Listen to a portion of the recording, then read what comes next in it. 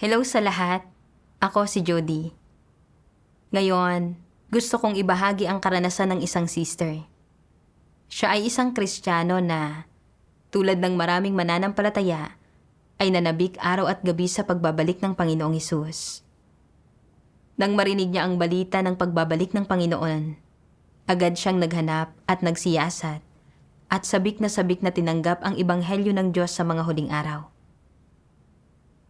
Pero sa gulat niya, nang malaman ito ng kanyang pastor, hindi lang ito tumangging tanggapin ang pagbabalik ng Panginoon, kundi nagsimula pa itong magpakalat ng mga walang batayang tsismis at mga maling kaisipan sa simbahan.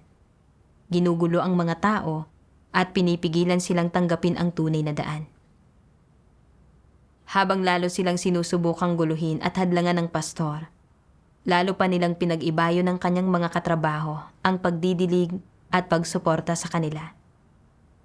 At dahil dito, isang matinding espiritual na labanan ang sumiklab. Ano ang nakamit niya mula sa matinding espiritual na labanang ito? Sama-sama nating pakinggan ang kanyang karanasan. Naging isang Kristiyano ako noong 1993 at pagkatapos niyon, nakilala ko si Pastor Leo. Sa panlabas, tila mabait siya at palabirong magsalita. Marami siyang kaalaman sa Biblia at may malawak na karanasan. Madalas din siyang pumunta sa iba't ibang lugar para mag-aral at nangaral na siya sa maraming iglesia. Mapagmahal din siya at palagi siyang matyagang tumutulong sa mga mananampalataya anumang paghihirap ang kanilang harapin. Iginalang siya ng karamihan sa mga mananampalataya. Talagang hinangaan at iginalang ko rin siya. Inakala ko na siya isang tunay na mananampalataya sa Panginoon. Talagang pinahalagahan ako ni Pastor Leo at isinaayos niya na ako ang mamahala sa koro. Kapag pumupunta siya sa ibang lugar para mag-aral, ako ang iniiwan niyang mamahala sa iglesia. Noong Marso 1999, isang malayong kamag-anak ko ang nagdala ng 2 brother para mangaral sa akin ng Ebanghelyo ng Diyos sa mga huling araw. Hiniling nila sa akin na magdala ng ilan pang kapatid na tunay na nananampalataya sa Panginoon para mapakinggan namin ito ng sabay-sabay. Ang unang taong naisip ko ay si Pastor Leo, kaya hiniling kong pumunta siya para mapakinggan ito. Hindi inaasahan, sinabi niyang sa mga huling araw, magpapakita ang mga huwad na Kristo para ilihis ang mga tao. Hiniling niya sa akin na huwag makinig. At hiniling niyang palayasin ko ang 2 brother. Nakita ko na may dignidad at disente ang 2 brother at nakikipagbahaginan sila ayon sa Biblia, kaya hindi ko siya pinakinggan. Dinala ko pa nga ang ilang katrabaho ko para makinig sa pangangaral nila ng hindi nalalaman ni Pastor Leo.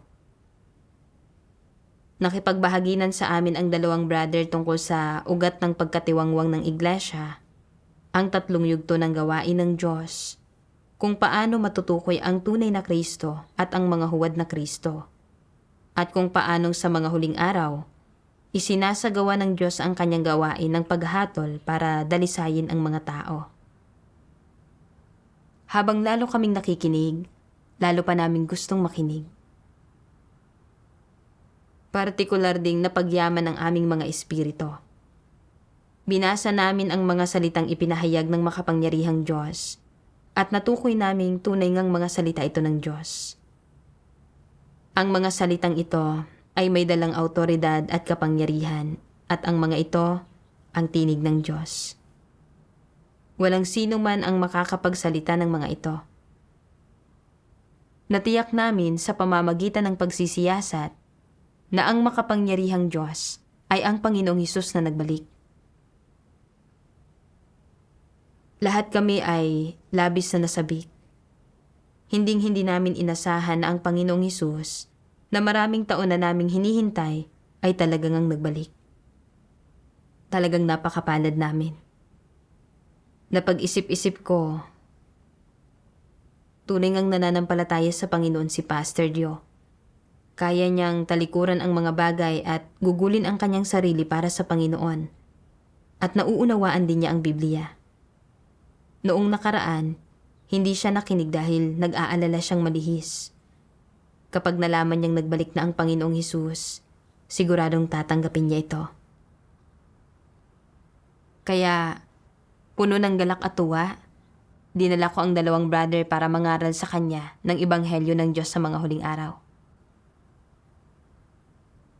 Sinabi ko, Pastor Dio, tunay ngang nagbalik na ang Panginoong Hesus at isinasagawa niya ngayon ang gawain ng paghatol simula sa sambahayan ng Diyos. Hindi ka ba nag-aalala na malihis ng mga huwad na Kristo? Napakalinaw na nakikipagbahaginan ang 2 brother na ito kung paano matutukoy ang mga huwad na Kristo mula sa tunay na Kristo. Dapat mo silang pakinggan. Tinanggap niya kami ng may pag-aalangan. Binasa ng 2 brother ang mga salita ng makapangyarihang Diyos sa kanya at nagbahagi tungkol sa katotohanan kung paano matutukoy ang mga huwad na Kristo at ang tunay na Kristo. Hindi inaasahan. Sinabi niya ng may inis. Tumigil kayo sa pagsasalita. Kahit na maunawaan ko ito, hindi ko ito tatanggapin. Kahit na ito ang tunay na daan, hindi ko ito tatanggapin. Nais ba ninyong pakinggan ko ang inyong pangangaral? Maraming taon na akong nagtatrabaho at nangangaral sa iglesia. Nakarating na rin ako sa iba't ibang lugar para sa mga pagpupulong at pag-aaral. Taon-taon, pumupunta ako sa seminaryo ng ilang buwan para sa karagdagang pag-aaral. Sinasabi mo bang walang saysay ang lahat ng ito? Nagpatuloy siya, nagbibilang sa kanyang mga daliri. Ako ang namamahala sa 6 na iglesia. Ako ang nagpapastol sa lahat ng mga mananampalatayang ito. Hinihiling ng iglesyang ito na pumunta ako at magdasal doon.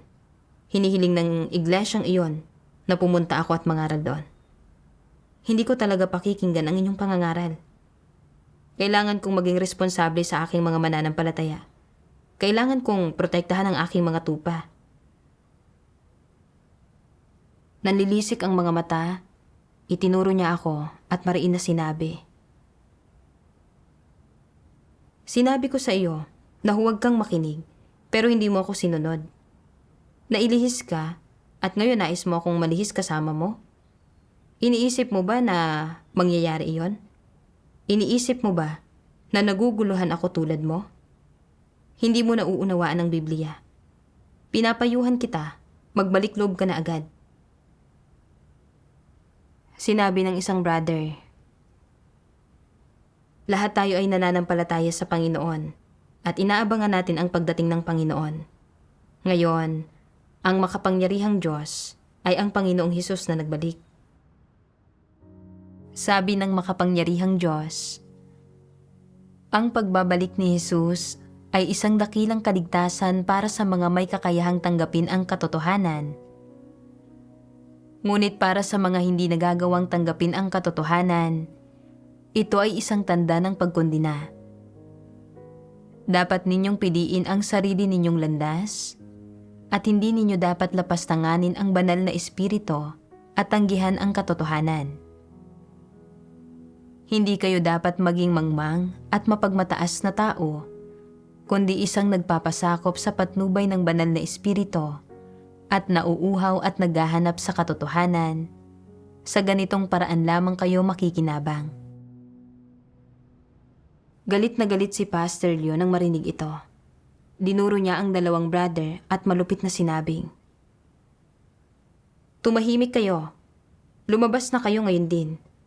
Kung mahuhuli ko kayong muling nangangaral ng Ebanghelyo sa lugar na nasa responsibilidad ko, agad-agad ko kayong ipapadala sa Public Security Bureau.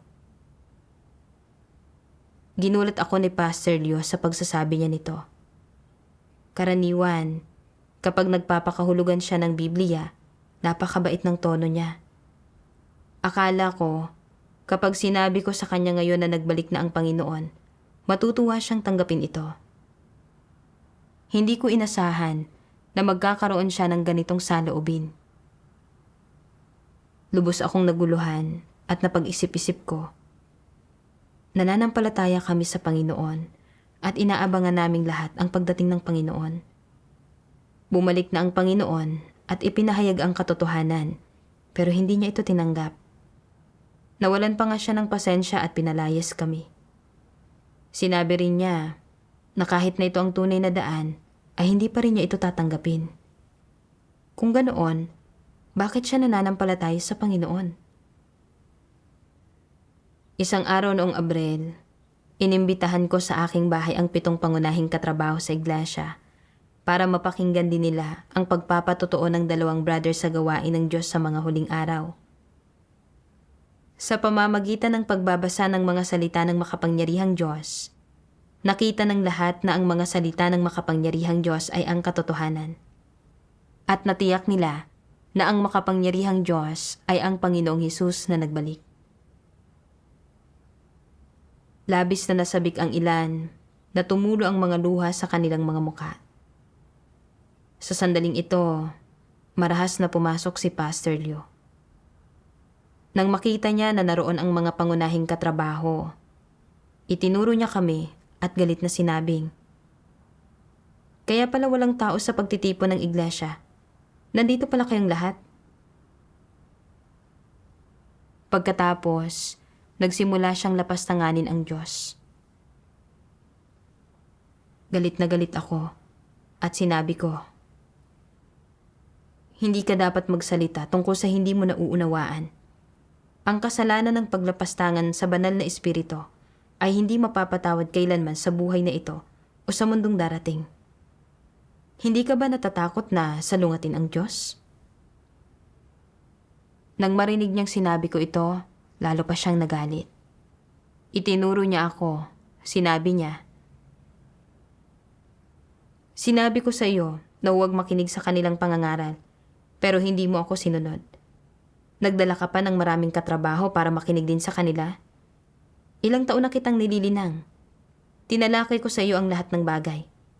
Ngayon, talagang ipinagkanulo mo ako at nagdala ka pa sa iglesia natin ng mga tagalabas para mangaral. Walang saysay ang paglinang ko sa iyo." Sinabi ko, lahat tayo ay nananampalataya sa Panginoon at hinihintay natin ang pagdating ng Panginoon. Ngayon ay nagbalik na ang Panginoon at nagpahayag ng napakaraming katotohanan. Bakit hindi mo hayaang makinig ang mga kapatid? Sinabi ng lahat ng katrabaho,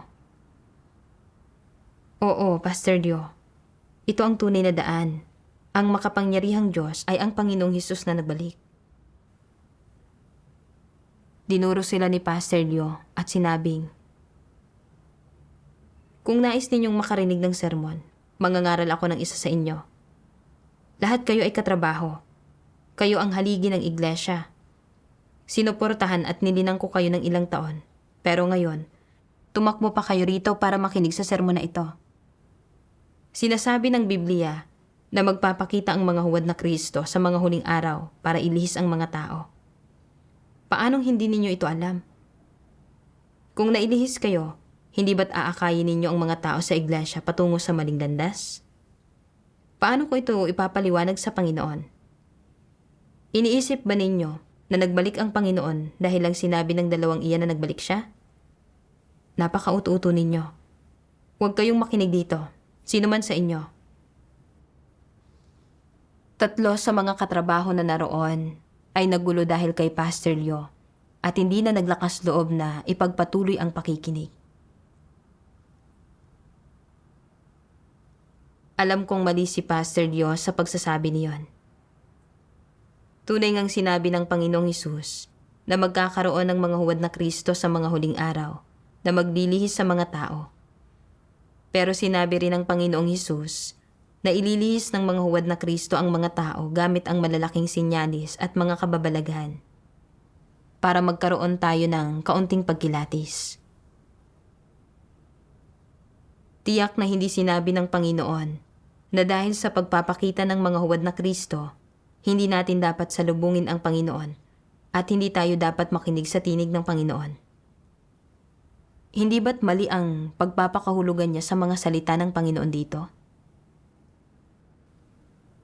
Sa panahong iyon, dinuro ni Pastor Leo ang mga brother na nangaral ng Ebanghelyo at sinabi niya, "Ang ipinangangaral ninyo ay maling paniniwala. Kung dumating na ang Diyos, nasaan siya? Nakita mo ba siya?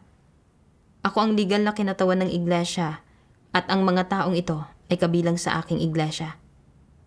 Hindi kayo maaaring mangaral dito nang hindi dumadaan sa akin." Kalmadong sinabi ng dalawang brother,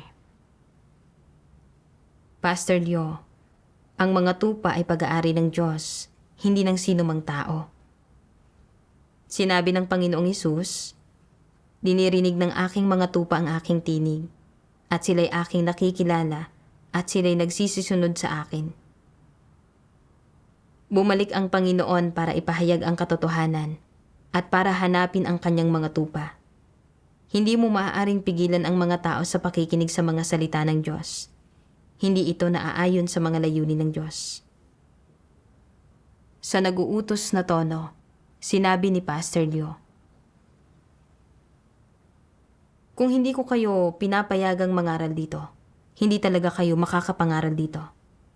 Kung magpapatuloy kayo sa pangangaral, agad ko kayong ipapadala sa estasyon ng pulis." Nang makita ko kung gaano kalupit si Pastor Leo, naalala ko ang parabola ng masasamang nangungupahan na binanggit ng Panginoong Hesus sa Biblia. Nang ipadala ng may-ari ng lupa ang kanyang mga alipin at anak para mag-ani ng bunga, pinatay silang lahat ng mga nangungupahan at ninais ng mga ito na angkinin ang ari-arian ng may-ari ng lupa. Hindi ba't ang pamamaraan ni Pastor Leo ay katulad ng sa mga nangungupahang ito? Isang mabuting bagay na ang dalawang brother ay nangangaral ng Ebanghelyo tungkol sa pagdating ng Panginoon. Nangangaral sila ng mga nakagagalak na balita, mabubuting balita. Pero nagagawa niyang itrato ng ganito ang mga nangangaral ng Ebanghelyo at nagbabanta pa siyang tatawag ng mga pulis para ipadala sila sa estasyon ng pulis. Ibibigay sila sa mga dyablo para mapahamak. Ipinapakita nito na siya ay tunay ngang isang masamang alipin. Nagkaroon ako ng kaunting pagkilatis kay Pastor Leo. At sinabi ko, "Pastor Leo, tayong lahat ay mga mananampalataya sa Diyos. Paano mo magagawang ipadala ang mga brother na ito sa estasyon ng pulis? Hindi ba't ito ay pagiging isang Judas?" Ipinapalagay ko na batid mo kung ano ang naging kinalabasan ni Judas, hindi ba? Nang makita niyang sinabi ko ito, hindi na siya nagsalita pa. Nagpatuloy ako sa pagsasabing, "Pastor Leo, nauunawaan ko ang mga damdamin mo. Pero hindi ba't nananampalataya tayo sa Panginoon para hintayin ang pagdating ng Panginoon? Ngayon, dumating ang mga tao para mangaral na ang Panginoon ay dumating na. Hindi ba't masyado kang padalos-dalos nang sabihin mong huwad ito nang hindi mo ito hinahanap o iniimbestigahan?" Ang narinig kong tinatalakay ng mga brother ay naaayon sa Biblia. Ang Panginoon ay dumating para gampanan ang bago niyang gawain. Sinabi ni Pastor Leo nang may inis, "Tumigil ka sa pagsasalita. Ano ang alam mo? Mabuti pang magbalik loob ka na agad." Pagkatapos niyang magsalita, umalis siya ng masama ang loob. Noong panahong iyon, ang 3 katrabaho na nagulo ay umalis kasama si Pastor Leo. Ang natitirang mga katrabaho ay nagpatuloy sa paghahanap at pag-iimbestiga. At sa huli, tinanggap nila ang gawain ng makapangyarihang Diyos sa mga huling araw. Pagkatapos niyon, nagpakalat ng walang batayang mga tsismis si Pastor Leo sa iglesia para pigilan ang mga taong mag-imbestiga ng tunay na daan. Sinabi niya, "Ang pinaniniwalaan ni Lijing ay maling pananampalataya. Huwag kayong makinig sa kanya. Noong nasa isang pulong ako sa Religious Affairs Bureau, Tinanong ko ang mga tauhan ng bureau at ang mga membro ng tumatayong committee ng Three Church tungkol dito. Sinabi nilang lahat na ang buong relihiyosong komunidad ay tumututol sa kidlat ng silanganan at inaapi at inaaresto ng Estado ang mga mananampalataya nito. Kung naniniwala ka rito, aarestuhin ka at lahat sa pamilya mo ay madadamay. Isa-isa ring pinuntahan ni Pastor Leo ang mga bahay ng mga kapatid na tumanggap ng gawain ng Diyos sa mga huling araw para guluhin at pagbantaan sila. Labis niyang nailihis ang ilan na hindi na sila nanindigan at umatras na. Noon, may mabuting ugnayan sa akin ang mga kapatid sa iglesia. Pero dahil sa mga panggugulo ni Pastor Leo, nagsimula akong iwasan ng lahat kapag nakikita nila ako. Nakaramdam ako ng sakit at panghihina sa puso ko. Kaya nagdasal ako sa Diyos. Minamahal na Diyos, hindi na ako pinapansin ngayon ng mga taong dati ay may mabuting ugnayan sa akin sa iglesia. Kapag nakikita nila ako, nagtatago sila na para bang nagtatago sila sa isang salot. Labis akong nasasaktan. Naway bigyang liwanag at gabayan mo ako na maunawaan ang iyong layunin.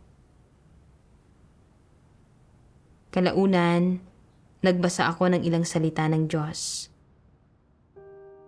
Ang bawat hakbang ng gawaing ginagawa ng Diyos sa mga tao, sa panlabas, ay mukhang pakikipag-ugnayan sa pagitan ng mga tao na para bang mula sa pagsasaayos ng tao o mula sa panggugulo ng tao. Ngunit sa likod ng bawat hakbang ng gawain at lahat ng nangyayari ay isang pustahan na ginawa ni Satanas sa harap ng Diyos at hinihingi nito sa mga tao na manindigan sa kanilang patotoo para sa Diyos. Gaya ng si Job ay sinubok, halimbawa, sa likod ng mga eksena, nakikipagpustahan si Satanas sa Diyos at ang nangyari kay Job ay mga gawa ng mga tao at ang panggugulo ng mga tao. Sa likod ng bawat hakbang ng gawaing ginagawa ng Diyos sa inyo ay ang pakikipagpustahan ni Satanas sa Diyos.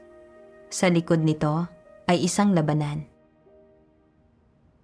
Naunawaan ko lang pagkatapos basahin ang mga salita ng Diyos na ang kapaligirang sumasapit sa akin ngayon ay isang espiritual na laban. Sa panlabas, mukhang hinahadlangan tayo ng mga tao sa pagtanggap ng gawain ng makapangyarihang Diyos. Pero ang totoo, ginagamit ni Satanas ang mga taong ito para hadlangan ang pagbabalik natin sa Diyos. Dumating ang Diyos para gawin ang pagliligtas ng mga tao at dumating si Satanas para guluhin at wasakin ito. Kailangan kong malinaw na makita ang mga pandarayan ni Satanas at huwag mapigilan ng mga tao, pangyayari at ng mga bagay na ito. Kailangan kong manindigan sa aking patotoo. Pagkatapos, napaisip ako, bakit nga ba ako nasa ganitong pasakit? Ito ay dahil, sa simula, talagang nagkaroon ako ng mabubuting ugnayan sa mga taong ito. May ilan pa nga sa kanila na humanga sa akin. Pero ngayon, hindi na nila ako pinapansin. Pakiramdam ko ay bigla na lang akong pinabayaan. Naalala kong sinabi ng Panginoong Hesus, at ang hindi nagpapasa ng kanyang krus at sumusunod sa akin, ay hindi karapat-dapat sa akin. Dumating ang Panginoong Hesus para gawin ang pagliligtas ng mga tao. Tinitiis ang pang-aalipusta, paninirang puri, pagkundina at pagtatakwil. Matagal nang naranasan ng Diyos ang lahat ng ito, kaya hindi ba tama na pasanin ng bawat taong sumusunod sa Diyos ang pagdurusa ng mga pagtangging ito para maipakalat ang ebanghelyo ng Diyos? Nang maisip ko ito, hindi na ako nakaramdam ng matinding sakit sa puso ko. Kalaunan, habang harap-harapang ginugulo ni Pastor Leo ang mga tao dahil sa pagtanggap ng tunay na daan, Kami ng mga kapatid ko ay nagmamadaling sumuporta at nagdilig sa kanila mula sa likuran. At nagpatuloy kami sa pangangaral ng ebanghelyo sa iglesia. Isa-isa, nakapagdala kami ng 80 o 90 tao. Noong Agosto, nakita ni Pastor Leo na paunti ng paunti ang mga tao sa iglesia. At napansin niya na nagsimulang maubos ang mga handog. Kaya naman, lalo siyang nabaliw sa paghadlang at panggugulo. Isang araw, pumunta si Pastor Leo sa bahay ko at sinabi niya ng may ngiti. Kamakailan, naging medyo nakakailang ang ugnayan natin at labis akong hindi naging komportable rito at nag-aalala ako sa iyo. Alam mo, malaki talaga ang iglesia at hindi ko kayang asikasuhin ang lahat. Hindi ako mapapalagay kung ibibigay ko ito sa iba, kaya naghahanda akong italaga kang mamahala ng iglesyang ito. Ano sa palagay mo? Napagtanto ko na sinabi ito ni Pastor Leo para hilahin ako pabalik. Pero naisip ko, noong nanampalataya ako sa Panginoon sa iglesia, hindi ako inusig at napakagalang din sa akin ng mga kapatid. Kung babalik ako, marahil ay hahangaan akong muli ng lahat at hindi ko na kailangang pasanin ang pagdurusa ng pagtanggi. Nakaramdam ako ng kaunting pag-aalinlangan sa puso ko. Sa sandaling ito, naalala ko ang mga salita ng Diyos. Kapag gumagalaw ang mga bundok, maaari ba silang lumihis ng daan para sa kapakanan ng iyong katayuan? Kapag dumadaloy ang mga tubig, maaari bang huminto ang mga ito sa harap ng katayuan ng tao? Mababaliktad ba ng katayuan ng tao ang kalangitan at ang lupa? Ipinaunawa sa akin ng mga salita ng Diyos na hindi kayang iligtas ng katayuan ang mga tao. Makakapagdulot lamang ang katayuan ng panandaliang kasiyahan sa aking pride, pero kapag tumama ang sakuna, hindi ako matutulungan ng katayuan na makawala sa aking suliranin. Alam na alam ko na hindi taglay ng relihiyosong iglesia ang gawain ng banal na espiritu. Kaya ano pa ang gagawin ko sa pagbabalik ko roon? Napakahangal ko. Pakana ito ni Satanas at hindi dapat ako magpaloko. Kaya sinabi ko kay Pastor Leo, nananampalataya kami sa Panginoon at palagi naming hinihintay ang pagdating ng Panginoon. Ngayong sinalubong ko ang Panginoon, paano pa ako babalik? Tinanggap ko ang ikatlong yugto ng gawain ng Diyos, ang gawain ng paghatol ng Diyos sa mga huling araw, na siyang gawain ng paglutas sa makasalanang kalikasan ng mga tao. Umusad na ang gawain ng Diyos, kaya paano pa ako babalik sa iglesia? Hindi ba't magiging paurong iyon? Para na rin akong bumalik sa primary school matapos kong makausad sa middle school. Magkakaroon ba iyon ng saysay? Galit na sinabi ni Pastor Leo, binibigyan na kita rito ng daan palabas, pero hindi mo pa rin nakikitang ginagawan kita ng pabor. Nagmamatigas kang kumakapit sa iyong maling landas. Labis kang nailihis. Mula ngayon, kung pupunta ka pang muli sa iglesia para magnakaw ng mga tupa, titigil na ako sa pagpapakita ng awa. Ipapadala kita diretso sa estasyon ng pulis. Naisip ko, kung kaya mong magtawag ng pulis sa mga nananampalataya sa Diyos, isa kang Judas. Galit na umalis si Pastor Leo. Dahil sa patnubay at pamumuno ng mga salita ng Diyos, malinaw kong nakita ang mga pakana ni Satanas. Nakaramdam talaga ako ng kapanatagan sa puso ko. Noong Setyembre, kami ng aking mga kapatid ay nagdala ng mahigit 100 tao mula sa kalapit na iglesia. Nang malaman ni Pastor Leo, pumunta siya sa bahay ko para gumawa ng gulo. Nag-udyok siya ng mga problema sa harap ng asawa ko. Sinabi rin niya na tinututulan ng estado ang pananampalataya ko sa makapangyarihang Diyos At na kung mahuhuli ako balang araw, hindi na namin magagawang mangarap pa na makakapag-aral ang aming anak sa universidad. Naniwala ang asawa ko sa mga salita ni Pastor Leo at natakot siya na maaapektuhan ng pananampalataya ko sa Diyos ang kinabukasan ng aming anak. Sinimulan niya akong usigin at pinagbantaan niya ako ng diborsyo. Nang marinig kong banggitin ng asawa ko ang diborsyo, nagulat ako. Palaging napakabuti ng asawa ko sa akin at hindi niya ako tinutulan sa pananampalataya ko sa Diyos. Bakit siya naging ganito? Hindi ba't si Pastor Leo ang nag-udyok sa lahat ng ito? Galit na galit ako. Bilang isang pastor, paano niya nagagawa ang ganitong kasuklam-suklam na bagay?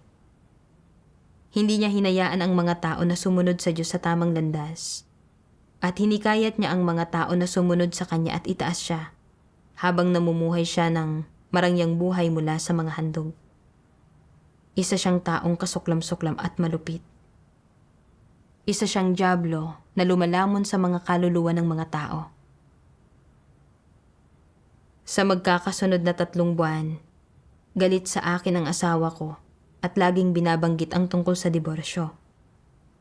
Sa huli, sinabi niya na, "Bibigyan kita ng 3 araw. Kailangan mong magpasya sa pagitan ng pananampalataya mo sa Diyos at ng pamilya natin." Nakaramdam ako ng labis na kalungkutan sa puso. Iniisip ko, kung talagang ididiborsyo ako ng asawa ko, ano ang gagawin ko? Kung maaaresto ako at maaapektuhan nito ang kinabukasan ng anak ko at kamumuhian ako ng aking anak at asawa, ano ang gagawin ko?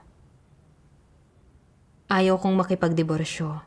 Gusto ko ang pamilya ko at gusto ko ring manampalataya sa Diyos. Kaya lumapit ako sa Diyos para magdasal at iniling ko sa Diyos na gabayan ako. Pagkatapos magdasal, naalala ko ang mga salitang ito ng Diyos.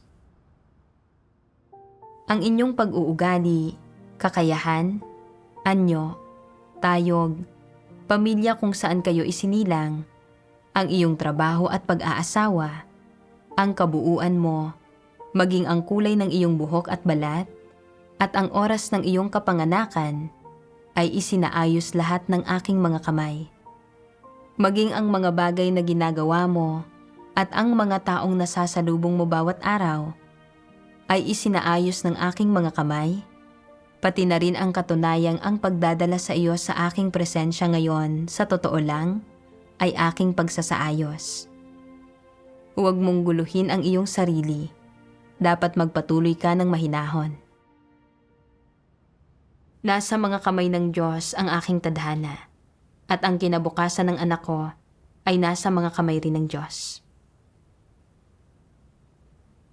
Hindi ako maaaring makipagkompromiso sa aking asawa. Nang lumipas na ang 3 araw, hiningi sa akin ng asawa ko ang aking sagot. Sinabi ko sa kanya, hawak ng mga kamay ng Diyos ang tadhana ng bawat tao. Kung anong paaralan ang papasukan ng anak nating lalaki at kung anong trabaho ang makukuha niya, ay pinamamatnugutang lahat ng kamay ng Diyos. Kahit nahiwalayan mo ako, pipiliin ko pa ring manampalataya sa Diyos. Galit na sinabi ng asawa ko, "Sige, gawin mo ang gusto mo." Pagkatapos niyon, hindi na niya binanggit ang diborsyo. Pagkatapos niyon, nagpakalat ng iba't ibang walang batayang mga tsismis at pandilin lang si Pastor Leo, at ginulo niya ang mga baguhan. Nakakatanggap pa lamang ng bagong gawain ng Diyos, pero hindi pa ganap na nakaugat dito. 45 sa kanila ang tumigil sa pagdalo sa mga pagtitipon. Nagiwahiwalay kami ng mga kapatid para diligan at suportahan ang mga baguhang ito. Nagbahagi kami sa kanila tungkol sa mga salita ng Diyos para maunawaan nila ang katotohanan at malinaw nilang makita ang mga pakana ni Satanas, at nakapagbalik kami ng mahigit 30 katao. Bandang 4:00 ng hapon, isang araw ng Nobyembre, nagbabasa ako ng mga salita ng Diyos sa bahay. Nang biglang sumulpot sa pintuan ang mga pulis at inaresto ako. Nang dumating ako sa estasyon ng pulis, nakita ko na may ilang kapatid na naaresto rin. Nalaman ko na lamang mula sa sinabi ng mga pulis na si Pastor Leo ang nagsumbong tungkol sa akin at sa ilan pang mga kapatid. Patuloy akong tinanong ng mga pulis kung nasaan ang mga handog ng aming iglesia at kung nasaan ang mga aklat ng mga salita ng Diyos. Wala akong sinabi, kaya nagpunta ang mga pulis sa bahay ko para halugugin ito. Sa kabutihang palad, matapos akong maaresto, inilipat ng aking asawa at hipag ang lahat ng mga aklat na may kinalaman sa pananampalataya ko sa Diyos. Walang mahanap na anumang ebidensya ang mga pulis, kaya pinayagan nila akong makauwi. Nakita ko kung paano nakipagsabuatan si Pastor Leo sa gobyerno para maipaaresto kami. Ito ay katulad mismo kung paano sumapi ang mga Pariseo sa gobyernong Romano para usigin ang Panginoong Hesus at ang kanyang mga alagad. Naalala ko ang mga salitang ito ng makapangyarihang Diyos. Mayroong mga nagbabasa ng Biblia sa malalaking simbahan at bumibigkas nito ng buong araw, ngunit wala ni isa sa kanila ang nakauunawa sa layo ng gawain ng Diyos. Wala ni isa sa kanila ang nakakakilala sa Diyos, lalong wala ni isa sa kanila ang nakakaayon sa mga layunin ng Diyos. Lahat sila ay mga taong walang halaga, ubod ng sama. Bawat isa ay nagpapakataas upang pangaralan ang Diyos. Sila ay mga taong nagdadala sa bandila ng Diyos, ngunit sadyang lumalaban sa Diyos, na nagdadala ng bansag na nananampalataya sa Diyos, habang kinakain ang laman at iniinom ang dugo ng tao. Ang lahat ng gayong tao ay masasamang diablong lumalamon sa kaluluwa ng tao, mga pinunong demonyo na sadyang gumugulo sa pagtahak ng mga tao sa tamang landas, at mga balakid na nakasasagabal sa paghahanap ng mga tao sa Diyos. Sila ay tila may maayos na pangangatawan, ngunit paano malalaman ng kanilang mga tagasunod na sila ay walang iba kundi mga antikristo na umaakay sa mga tao na lumaban sa Diyos? Paano malalaman ng kanilang mga tagasunod na sila ay mga nabubuhay na dyablo na nakatuon sa paglamon ng mga kaluluwa ng tao? Doon ko lamang naunawaan ang tunay na kahulugan ng mga salita ng Diyos. Isiniwalat ng Diyos ang mga pastor at elder na tumatayo sa pulpito araw-araw at nagpapakahulugan ng Biblia. Pero humahad lang sa mga tao sa pag-iimbestiga ng tunay na daan. Banal at mapagmahal sila sa pandabas, pero sa totoo lang, lahat sila ay mga mapagpaimbabaw. Umaasa sila sa pagpapakahulugan ng Biblia para mapanatili ang kanilang katayuan at kabuhayan. Kapag naririnig nila ang mga taong nagpapatotoo na nagbalik na ang Panginoon, hindi na nga sila naghahanap at nag-iimbestiga. Matigas din nila itong nilalabanan at kinukondina. Sa ilalim ng pagpapanggap na pinoprotektahan nila ang kanilang kawan, pinipigilan din nila ang mga mananampalataya sa pagsisiyasat sa tunay na daan. Hindi sila mismo pumapasok sa kaharian ng langit at pinipigilan din nila ang mga mananampalataya na pumasok na nagiging dahilan para labanan ng mga tao ang Diyos at bumaba ang mga tao sa impyerno kasama sila. Binalikan ko ang lahat ng ginawa ni Pastor Leo. Pinapakahulugan niya ang mga salita ng Biblia araw-araw. Pero hindi niya nauunawaan ang tunay na kahulugan ng mga salita ng Panginoon. Ginagamit lang niya ang pagpapakahulugan niya sa mga salita ng Biblia para ilihis ang mga tao at pigilan silang makinig sa tinig ng Diyos. Tungkol naman sa usapin ng pagdating ng Panginoon, Hiniling ng Panginoong Hesus sa mga tao na maging matatalinong dalaga at magtuon sa pakikinig sa tinig ng Diyos. Pero pinigilan ni Pastor Leo ang mga mananampalataya sa pagsisiyasat sa tunay na daan. Malinaw na ginagawa niya ito para sa sarili niyang katayuan at kabuhayan. Pero ipinapahayag pa rin niya na ito ay para protektahan ang kanyang mga kapatid. Nang makita niyang nabigo siya sa kanyang layunin, na parami ng parami ang mga kapatid na tumanggap ng gawain ng Diyos sa mga huling araw, at napatuloy na nababawasan ang mga handog sa iglesia, gumamit siya ng walang batayang mga tsismis para takutin ang mga mananampalataya at magkalat ng mga maling paniniwala at maling kaisipan para ilihis ang mga mananampalataya. Nagtatangkang kontrolin sila habang buhay sa sarili niyang mga kamay. Nang makita niyang hindi talaga niya ito mapapatigil, ibinigay niya kami ng mga kapatid ko sa masasamang pulis ng CCP. Pinipilit kaming talikuran ang tunay na daan at isuko ang pangangaral ng Ebanghelyo. Araw-araw na isinigaw ni Pastor Leo ang tungkol sa pagiging responsable sa mga buhay ng mga mananampalataya at sa pagprotekta sa kaligtasan ng mga mananampalataya. Pero kumilos siya ng ganito. Malinaw na ang karaniwang paraan niya ng pagsasalita sa malugod na pamamaraan ay talagang para lang kontrolin at ikulong ang mga tao. Kinuha niya ang mga tupa ng Diyos bilang kanya.